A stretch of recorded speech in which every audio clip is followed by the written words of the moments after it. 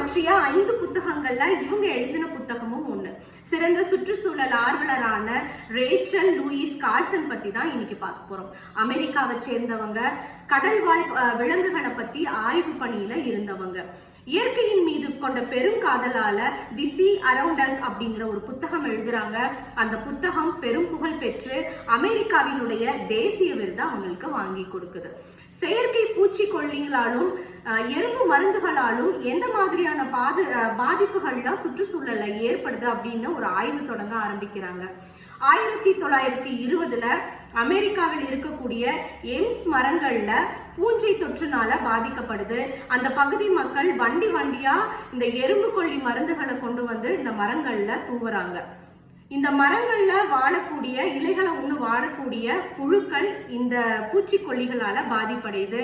இந்த புழுக்களை சாப்பிட்ற ராபின் பறவைகள் இதனால அழிந்து போற ஒரு நிலைக்கு வருது.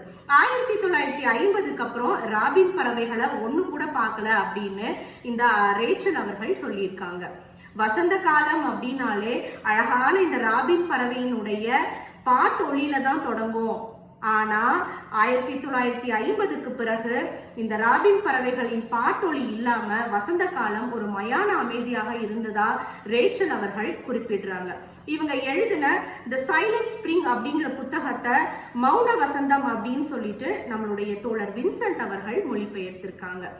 இயற்கையின் மீதும் சுற்றுச்சூழலின் மீதும் பெரும் காதல் கொண்ட ரேச்சல் லூயிஸ் கார்சன் நாளொரு ஆளுமையில் இன்றைக்கு 7வது நாள் 7வது ஆளுமை.